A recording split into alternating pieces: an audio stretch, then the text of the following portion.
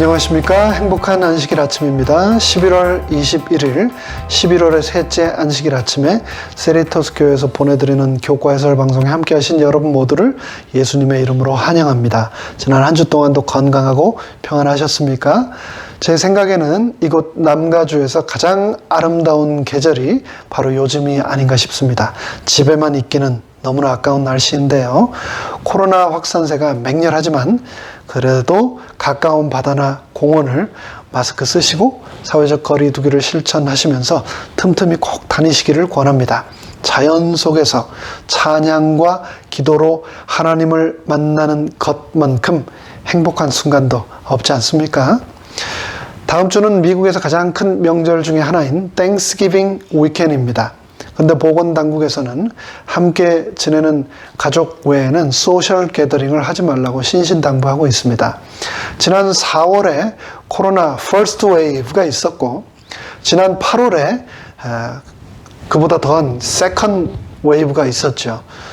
그리고 지금은 우리는 첫째와 둘째 웨이브를 합한 것보다도 훨씬 더 강력한 third 웨이브를 향해서 달려가고 있습니다. 벌써 많은 주에서 일반 병실과 ER 병실이 부족하여 비상사태에 직면해 있습니다. 지난주에 텍사스 엘파소에서는 감옥 죄수들에게 시간당 2불씩을 지불하며 코로나로 사망한 시신들을 병원에서 다 수용하지 못해서 냉동 트레일러로 옮기는 장면이 사진에 찍혀서 언론에 보도되기도 했는데요. 이런 상황 때문에 1년에 한 번 반가운 가족, 친구들과 함께 식사하며 함께 보내는 즐거운 시간을 갖지 못한다는 것이 너무나 참 안타깝습니다. 하지만 그렇다고 그 일 때문에 내가 지금 행복하지 않다면 그것은 하나님이 원하시는 일이 아니라는 것을 기억하십시오. 행복은 과거도 아니고 언젠가 다가올 미래도 아니고 현재 시제라는 것을 기억합시다. 지금 내가 감사하고 행복하지 않으면 영원히 행복할 수 없다는 것을 기억하십시오. 그래서 신명기서는 이렇게 말씀하지 않았습니까? 이스라엘이여 너는 행복자로다. 여호와의 구원을 너같이 얻은 백성이 누구니요? 라고 말씀하지 않으셨습니까? 이 순간 지금 나의 삶 속에 감사와 행복이 나의 구원을 이룬다는 것을 기억하십시오. 지금 주어진 나의 소중한 행복을 놓치지 않는 우리 모두가 되기를 간절히 바랍니다. 오늘은 2020년 제4기 8과 교육과 구원이라는 제목의 교과를 함께 연구할 텐데요. 연구를 시작하기 전에 다 함께 머리 숙여 성령님의 인도하심을 구하겠습니다. 하늘에 계신 저희들의 아버지 하나님, 너무나 아름다운 계절, 또 이 축복의 안식일 아침, 하나님의 말씀을 펴고 연구할 수 있는 귀한 특권을 주셔서 너무나 감사합니다. 오늘 우리는 교육과 구원이라고 하는 너무나 중요한 주제를 놓고 성령님의 임재하심과 지혜를 구합니다. 친히 우리와 함께 하셔서 이 시간 우리 마음속에 깨달음을 주시옵기를 간절히 바라오니 성령님 우리와 함께 하시고 은혜 내려 주시옵소서. 모든 말씀 예수님의 이름으로 간절히 기원합니다. 아멘. 시작하면서 기억자료 말씀을 다시 한번 읽겠습니다. 우리가 너무나 잘 아는 디모데후서의 말씀입니다. 모든 성경은 하나님의 감동으로 된 것으로 교훈과 책망과 바르게 함과 의로 교육하기에 유익하니. 이번 교과의 제목은 조금 전에 말씀드린 것처럼 교육과 구원입니다. 이번 기의 총 주제가 기독교 교육인데요. 그래서 이번 주는 교육과 구원의 상관관계를 저자는 설명하고자 하고 있습니다. 여러분 생각하시기에 구원은 뭐라고 생각하십니까? 신앙에 있어서 구원의 개념은 가장 중요한 개념 중에 하나입니다. 그런데 그 개념은 우리가 가지고 있는 세계관, 성경관, 신앙관, 인생관에 따라서 각자 비슷한 듯 조금씩은 다른 구원관을 가지게 됩니다. 길거리나 마켓 같은 곳에 가보면 예수 믿고 구원받으라고 말하거나 전도지나 책자를 전달해 주시는 분들을 심심치 않게 만날 수 있습니다. 그분들이 말하시는 구원은 무엇일까요? 성경에서는 구원에 관하여 총 564회 언급하고 있습니다. 출애굽기에서 이스라엘 백성들은 여호와는 나의 힘이요 노래시며 나의 구원이시로다 라고 노래를 했습니다. 즉 그들은 여호와가 바로 나의 구원이라고 믿고 또 말하고 있는 것인데요. 시편 기자는 자신을 원수와 환난으로부터 자신을 구원해 달라고 수없이 기도했습니다. 시편의 너무나 많은 노래는 이 구원을 위한 간구입니다. 구원을 그토록 간구하는 인류를 위하여 하나님께서는 인간의 육신을 입고 2000년 전 이 땅에 오셨습니다. 그분의 오심을 천사들은 마태복음 1장에서 말하기를 아들을 낳으리니 이름을 예수라 하라.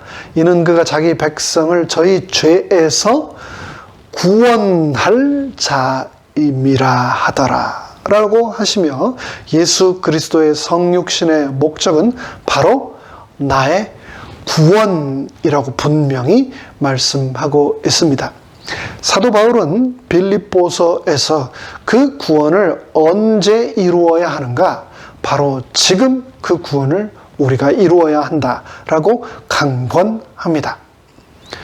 그러므로 나의 사랑하는 자들아 너희가 나 있을 때뿐 아니라 더욱 지금 나 없을 때에도 항상 복종하여 두렵고 떨림으로 너희 구원을 이루라 라고 말씀했습니다.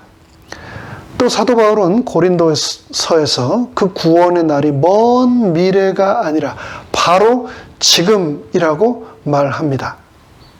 보라, 지금은 은혜 받을 만한 때요. 보라, 지금이 바로 구원의 날이로다 라고 말합니다. 여러분 구원 받으셨습니까? 두렵고 떨림으로 구원을 이루셨습니까? 그리고 지금도 구원의 날을 하루하루 살아가고 계십니까? 이 질문에 방송을 시청하고 계신 여러분 모두 아멘 하실 수 있기를 간절히 바랍니다.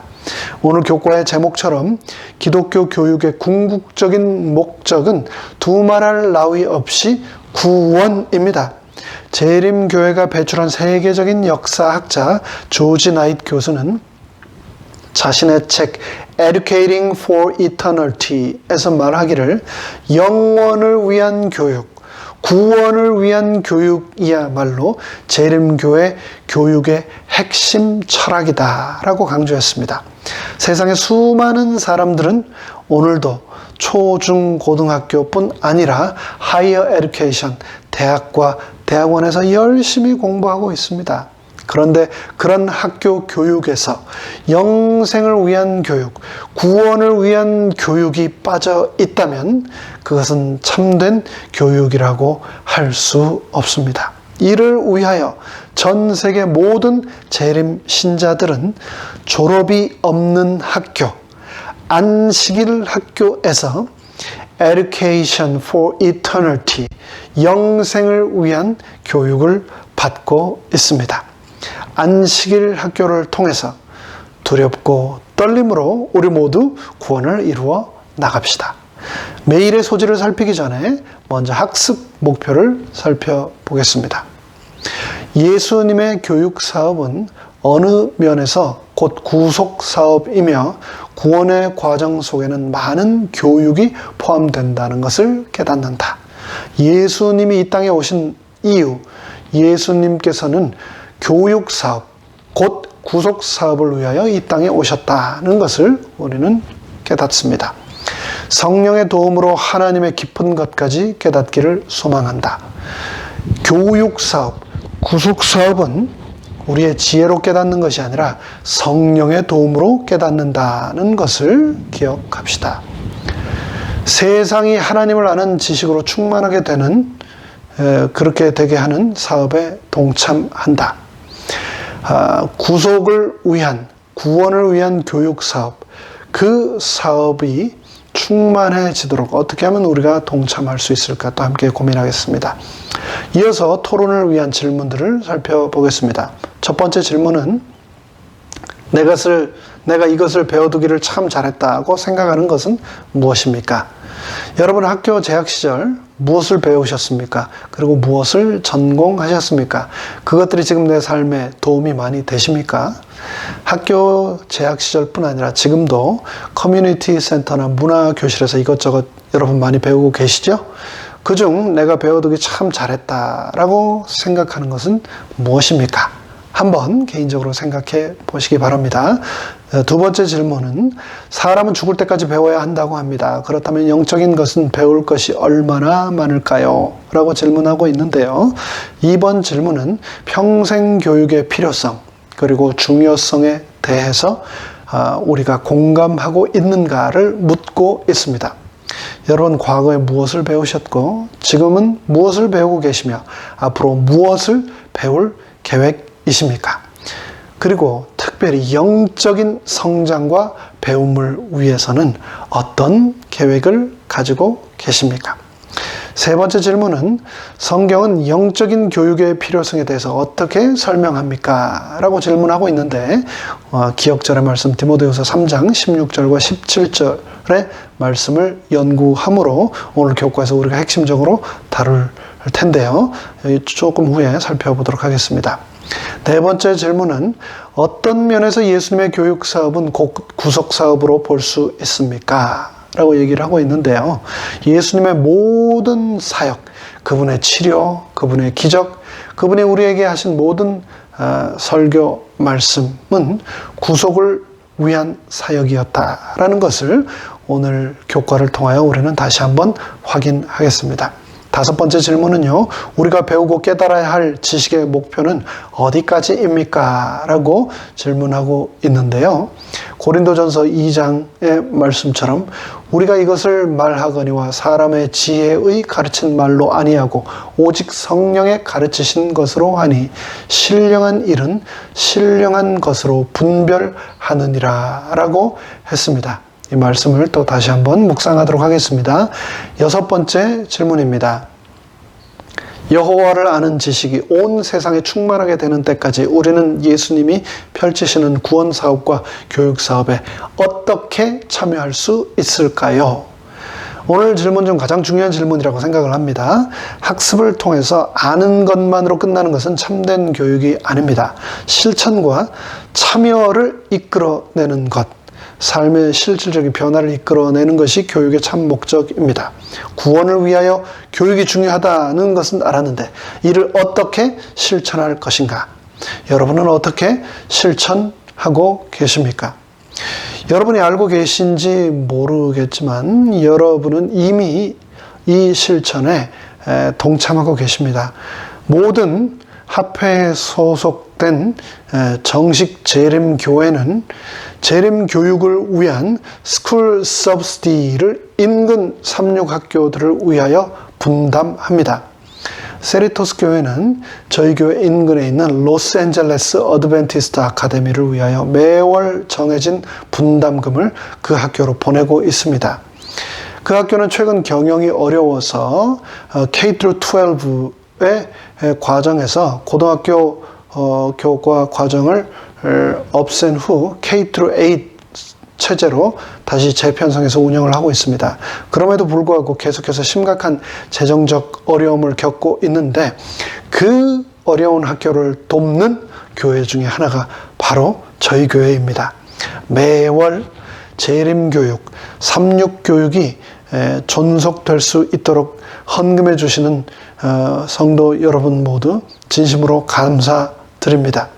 그리고 충성스럽게 학교에 매월 서브시디를 보내시는 우리 직원 여러분들께도 감사를 드립니다. 그러면서 교과에서는 결론을 다음과 같이 요약하고 있습니다. 예수님이 사람들을 가르치셨던 사역은 곧 인간을 구원하기 위한 구원 사업이었습니다. 교육 사업은 구원 사업. 그것을 예수님께서 친히 실천하셨다는 것이죠. 예수님은 우리가 성경에서 많은 것을 배우고 성장하면서 하나님의 깊은 것을 이해하기까지 그분의 형상을 닮아가기를 원하십니다. 그렇습니다. 교육의 목적은 담는 것이죠. 우리를 구원하시고자 참된 교사로 오신 예수님을 담기 위해서 우리는 최선의 노력을 다해야 하겠습니다. 그럼 일요일부터 매일의 소지를 살펴보겠습니다. 11월 15일 일요일의 제목은 하나님의 형상으로입니다.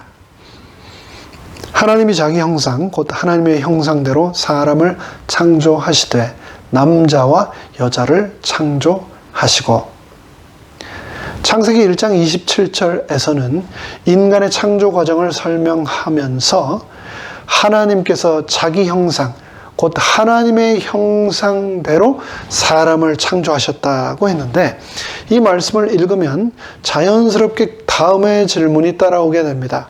그것은 과연 하나님의 형상이라는 것은 무엇일까라는 질문입니다.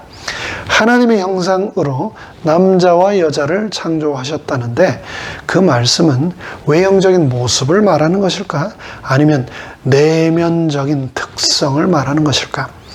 하나님을 닮은 존재로 창조하셨다면 과연 어디까지 닮은 것이고 어디부터는 닮지 않은 것일까? 이에 대하여 수많은 신학자들이 여러 의견을 내놓고 있지만 그 무엇도 정확히 이 구절이 의미하는 바를 제시해 주지는 못합니다. 다만 그들의 생각, 그들의 의견일 뿐입니다. 정확한 이 구절의 의미는 아마도 천국에 가봐야만 알게 될 것입니다.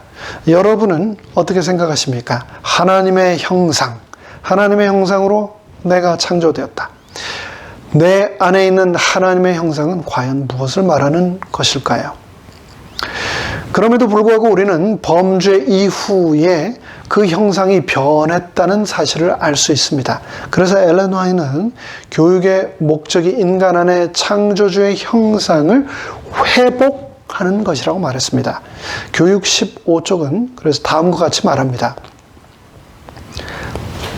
사람을 창조하신 하나님의 목적이 실현되도록 사람에게서 창조주의 형상을 회복시키는 것, 다시 말해 지덕체, 36이죠. 지덕체의 발달을 증진시켜 사람으로 하여금 창조되던 당시에 완전한 상태로 돌아가게 하는 것, 그것이 바로 구속사업이다. 이것은 또 교육의 목적인 동시에 인생의 위대한 목적이기도 하다. 성경이 말하는 교육의 본질은 바로 우리의 구원에 대한 것이며 우리에게 구원이 실현될 수 있는 방법을 알려주는 것이 참 교육의 목적이라고 말하고 있습니다. 이에 대해서 각 시대 대쟁들은 또 다음과 같이 말합니다. 잃어버린 하나님의 형상을 회복함의 의미. 사람은 태초에 성뿐만 아니라 용모와 자세에 있어서도 하나님의 형상대로 창조되었다. 그러나 죄는 하나님의 형상을 손상시키고 거의 지워버렸다. 그러므로 그리스도께서는 잃어버린 것을 회복하기 위하여 오셨다. 주님께서는 우리의 천한 몸을 변화시켜 주님의 영광스러운 몸과 같이 만들어 주실 것이다. 11월 16일 월요일의 제목은 교사이신 예수님입니다. 그에 위해 여호와의 영, 곧 지혜와 총명의 영이요 모략과 재능의 영이요 지식과 여호와를 경외하는 영이 강림하시리니. 성경은 예수님을 묘사하기 위해 여러 표현을 사용합니다. 몇 가지만 언급하자면 그분은 하나님의 아들, 메시아, 인자, 구원자, 하나님의 어린 양 등과 같은 표현으로 묘사되셨습니다. 그 중에서도 유다와 갈릴리에서 활동하셨던 3년 반의 공생의 기간 동안 그분은 함께한 사람들에게 그 누구보다도 교사로서 함께 하셨습니다. 사람들은 예수님을 선생님이여 혹은 라비어라고 불렀습니다. 즉 교육자, 복직과 교육 사업은 예수님이 자신의 공적 사역을 수행하시는데 가장 정성을 기울이셨던 역할이었다는 겁니다. 요한복음 3장에 보면 예수님을 만나러 온 한 인물이 등장합니다. 바리새인 중에 니고데모라 하는 사람이 있으니 유대인의 관원이라. 그가 밤에 예수께 와서 가로되 랍비여, 우리가 당신은 하나님께로서 오신 선생인 줄 아나이다. 하나님이 함께 하시지 아니하시면 당신의 행하시는 이 표적을 아무라도 할 수 없음이니이다. 예수께서 대답하여 가라사대 진실로 진실로 내가 너에게 이르노니 사람이 거듭나지 아니하면 하나님 나라를 볼 수 없느니라. 니고데모는 유대인의 관원이었습니다. 그는 이제 막 30을 넘긴 예수보다 나이에 있어서나 경험에 있어서 훨씬 더 우위에 있는 사람이었습니다. 그럼에도 불구하고 니고데모는 예수님을 랍비여, 선생님이여 라고 부르며 그분께 가르침을 부탁하고 있습니다. 니고데모처럼 내가 받은 세상에서의 교육이 많고 또 세상적인 경험이 풍부하다 할지라도 선생님이신 예수님께 배우기를 게을리하지 말아야 하겠습니다. 제가 한국에서 첫 목회를 시작하게 되었을 때 교인분 중에 한 분이 플룻을 전공하신 분이 계셨습니다. 그분께서 저에게 플룻을 가르쳐 주시겠다라고 하셔서 함께 악기사에 가서 플룻을 구입했는데 구입하고 나서 바빠서 제대로 배우지 못했습니다. 한국에서 전도사 생활, 인턴 생활은 거의 개인 생활이 없는 지금 생각에 거의 군대 같은 그런 생활이었던 걸로 기억이 되는데요. 그러다 보니 시간을 내는 것이 쉽지 않았던 것 같습니다. 그런데 그랬던 저에게 세컨 찬스가 왔습니다. 10년이 지나고 제가 앤드루스에 공부를 하러 오게 되었는데요. 혹시나 해서 이삿짐에 플룻을 가져왔는데 마침 앤드루스 교회 여집사님들께서 플룻을 교회에서 가르쳐 주시며 함께 합주를 하고 계신 겁니다. 좋은 기회다. 두 번째 찬스. 이건 놓치지 말아야지 하고 생각하고 정말 꼭 배우고 싶었는데 삶이 녹록지 않았습니다. 그때도 학교에서 수업 들이라 그 외의 시간에는 일하느랴 그렇게 기회가 또 가버리고 말았습니다. 지금은 그런 기회들을 잡지 못한 것이 너무 후회됩니다. 근데 마찬가지라고 생각합니다. 나에게 교사로 오신 예수님께 배우기를 게을리하고 바쁘다는 핑계만 댄다면 우리는 영원히 예수님으로부터 깊이 있는 구원에 대한 가르침을 배울 기회를 영원히 놓쳐버리고 말 것입니다. 학생이며 동시에 교사인 우리에게 그래서 교회 증언은 다음과 같이 권면합니다. 교사들이여 참된 교육자의 위치를 갖추라. 말과 그들의 영혼에 대한 관심을 표명함으로 구속하는 사랑의 산 조류가 학생들의 마음에 흐르게 하라. 그들의 정신이 글 공부로 채워지기 전에 그들과 이야기하라. 그리스도와 그분의 의를 찾도록 간구하라. 마음이 그리스도께 바쳐지면 반드시 일어날 변화를 보여주라. 그들의 주의를 그분께 집중시키게 하라. 11월 17일 화요일의 제목은 모세와 선지자들입니다. 화요일 교과는 모세와 선지자들, 즉 성경이 어떤 책인지 그리고 교육과 구원이 어떤 관계에 있는지를 다루고 있습니다. 화요일의 성경 말씀은 이번에 기억절이기도 한데요. 다시 한번 읽겠습니다. 모든 성경은 하나님의 감동으로 된 것으로 교훈과 책망과 바르게 함과 의로 교육하기에 유익하니. 히브리어로 된 구약 성경을 그들은 타나크라고 부르는데요. 이는 성경을 구성하는 세 부분, 즉 첫 번째 모세오경이라고 부르는 율법서 토라, 그리고 두 번째 예언서라고 부르는 선지자들의 글 네비힘, 그리고 세 번째 성문서라고 부르는 시가서, 지혜서, 케투빔의 첫 글자를 따서 타나크라고 합니다. 타나크라고 불리는 구약 성경뿐 아니라 예수님이 오신 이후에 기록된 신약 성경도 구약 성경과 마찬가지로 그리스도인 일상생활에 필요한 실질적인 교훈과 교육적인 내용들로 가득 차 있습니다. 바이블, 성경이라고 하는 말 자체가 책이라고 하는 의미를 담고 있지만 성경은 전 세계에 있는 그 어떤 책하고도 비교할 수 없는 특별한 책입니다. 성경은 읽는 사람들을 변화시킬 뿐만 아니라 그들을 구원에 이르게 하는 책입니다. 이에 대하여 부조화 선지자는 다음과 같이 또 기록하고 있습니다. 교육하는 능력으로 말하면 성경을 당할 것이 없다. 하나님의 말씀 가운데서 사람들의 마음은 가장 깊은 생각과 가장 높은 포부에 대한 주제를 찾을 수 있다. 성경은 인간이 소유한 가장 교훈적인 역사서이다. 그것은 영원한 진리의 샘으로부터 신선하게 되었으며 하나님의 손길이 각 시대를 통하여 그 순결을 유지하여 오셨다. 저희 집 아이들에게 애들 엄마가 아무리 바쁘더라도 하루의 시작을 성경을 읽는 것으로 시작하라고 큰 아이부터 교육을 시켰는데요. 그것을 보고 둘째 아이와 셋째 아이도 지금은 자연스럽게 따라하게 되었습니다.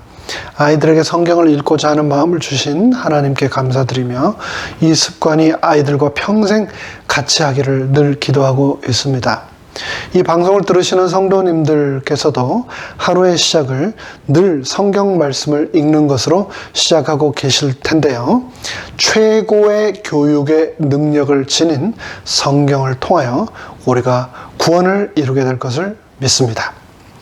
11월 18일 수요일의 제목은 지혜로운 남녀들입니다. 수요일 교과는 성경이 말하는 지혜가 무엇인지에 대하여 말하고 있습니다.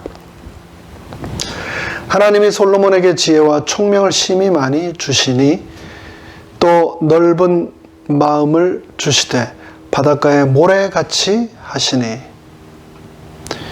우리는 흔히 교육이라고 하면 학교에서 받는 교육들을 떠올립니다. 그러한 학교 교육을 통하여 우리는 많은 지식을 얻습니다. 근데 성경은 단순한 정보나 지식이 아닌 지혜를 가진 자로 우리는 교육되어야 한다고 말을 합니다. 솔로몬은 이미 수많은 지식과 정보를 가지고 있었습니다. 그랬던 그가 열왕기상 3장에 보면 하나님께 정성을 다하여 1,000번제의 예배를 드립니다. 그러자 하나님께서는 솔로몬에게 나타나셔서 내가 너에게 무엇을 줄 거라고 물으셨습니다. 그러자 솔로몬은 9절에서 지혜로운 마음을 종에게 주사 주의 백성을 재판하여 선악을 분별하게 하옵소서라고 대답했습니다. 여기 지혜로운 마음으로 번역된 히브리 원어는 쉐마레브인데요. 쉐마라고 하는 말은 듣는다라는 뜻이고 레브라고 하는 말은 마음이라는 뜻입니다. 즉 백성들의 말을 듣는 마음을 달라고 솔로몬은 하나님께 구한 겁니다. 하나님께서는 그 대답을 들으시고 정말 기뻐하셨습니다. 그리고 그런 솔로몬에게 지혜와 총명까지 더하여 주셨습니다.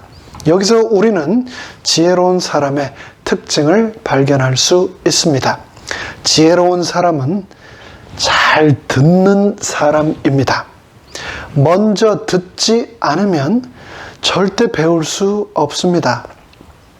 남의 말을 듣지 않고 중간에 끼어드는 사람은 절대 지혜로운 사람이 아닙니다. 지난 46대 미국 대통령 대선을 위한 후보들의 토론회를 보고 전 세계 사람들이 다 실망했습니다. 미 국민인 우리는 그 모습이 너무나 부끄러웠습니다. 나라를 이끌어 가겠다고 하는 분들이 서로의 말을 듣지 않고 끊고 서로의 의견을 존중하지 않는 모습은 결코 지혜로운 모습이 아니었습니다. 그렇기 때문에 우리는 이 나라의 위정자, 정치 지도자들을 위해서 더욱 기도해야 한다고 생각합니다. 기억합시다. 지혜로운 자가 되고자 한다면 솔로몬처럼 늘 남의 말을 먼저 그리고 또 열심히 경청해야 한다는 것을 말입니다. 오늘날 세상은 결핍이 없는 풍족한 세상인 것 같지만 실상은 엄청난 결핍으로 고통받고 있습니다. 그 중에 가장 큰 결핍에 대하여 교육 57쪽은 다음과 같이 기록하고 있습니다. 인류의 가장 큰 결핍은 인물의 부족이다. 그 인물이란 매매되지 않는 사람, 심령이 진실하고 정직한 사람, 죄를 그대로 죄라고 부르기를 두려워하지 않는 사람, 마치 나침반의 바늘이 틀림없이 남북을 가리키듯이 양심이 그 의무에 충실한 사람, 비록 하늘이 무너질지라도 옳은 일을 위하여 굳게 서는 그런 사람들이다.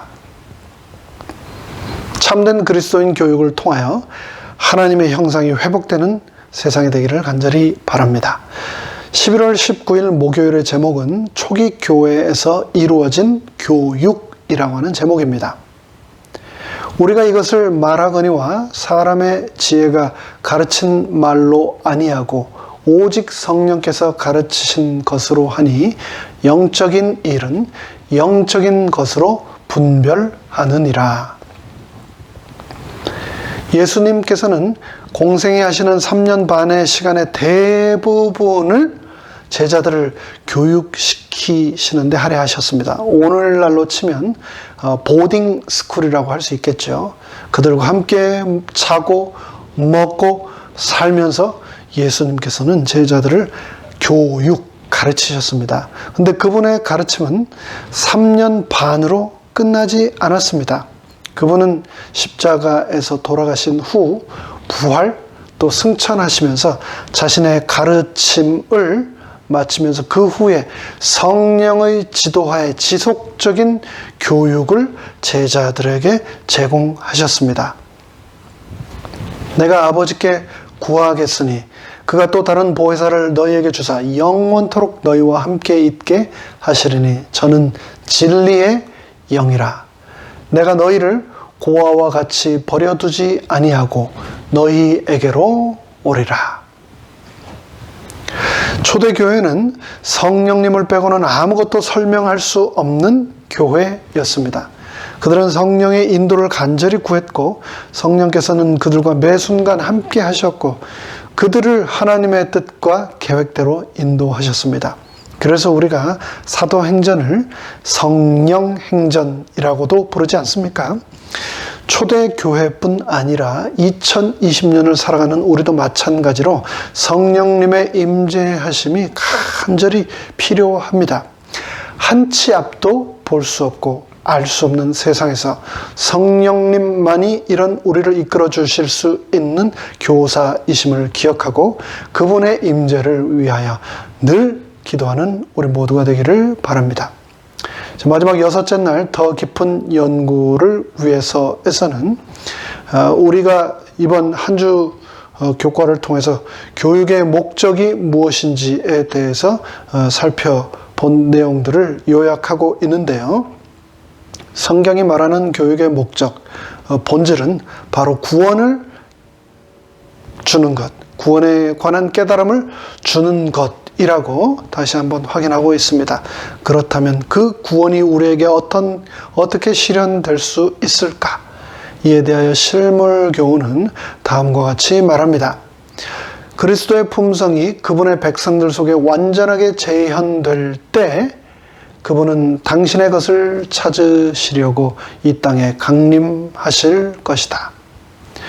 교과 저자의 말처럼 이 세상의 모든 것들은 절대 저절로 이해되지 않고 배우기를 위해 전력을 다할 때만 학습될 수 있음을 기억합시다. 하늘나라에 이를 때까지 우리는 그 배우기를 멈춰서는 안 되는 학생임을 잊지 맙시다. 배움과 깨달음을 위해 성령님의 임재하심과 도우심을 끊임없이 구합시다. 우리는 단 하루도 성령님의 임재하심과 보호하심이 없이는 살 수 없는 존재 아닙니까? 오늘 하루도 성령님의 임재하심을 간절히 구함으로 배움과 구원을 이루어 나가는 우리 모두가 되기를 간절히 바라며 교과 해설을 마칩니다. 끝까지 함께 해주신 여러분 감사합니다. 다 함께 머리 숙여 기도함으로 시간을 마치겠습니다. 하늘에 계신 저희들의 아버지 하나님, 예수 그리스도께서 이 땅에 오셔서 3년 반 동안 우리에게 하신 것, 그것은 바로 구원, 영생을 위한 교육이셨음을 오늘의 본문을 통하여, 교과를 통하여 다시 한번 우리가 배우게 되었습니다. 그 구원을 위하여 삶의 매 순간마다 성령님의 임재하심을 간절히 간구하며 살아가는 우리 모두가 되도록 축복하여 주시옵소서. 우리의 참된 스승 되시는 예수님의 이름으로 간절히 기도하옵나이다. 아멘.